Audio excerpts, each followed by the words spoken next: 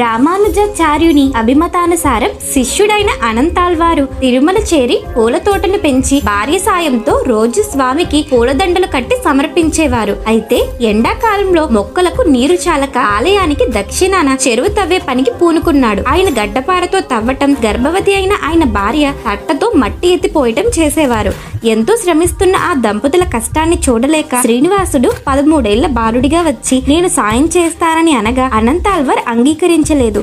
కానీ శ్రీవారు పక్కగా దాక్కుని అనంతాళ్వార్ తట్టలో మట్టి వేయగానే ఆయన భార్య కంటే ముందే వచ్చి మట్టిని దూరంగా పోసి వచ్చేవాడు. వద్దన్నా వినకుండా పనిచేస్తున్న బాలుడిని బెదిరిద్దామనుకున్న అనంతాళ్వార్ తన చేతిలోని గడ్డపారతో బాలుడిని అదిలిస్తాడు. కానీ అది పొరపాటున బాలుడి గడ్డానికి తగిలి రక్తం కారుతుంది. ఆ బాలుడు వేగంగా గుడిలోకి దూరి మాయమవుతాడు. స్వామివారి మూల విరాట్టు చువుకు నుండి రక్తం రావటం చూసి తాను గుణపం విసిరింది సాక్షాత్తు శ్రీనివాసుడి మీదే అని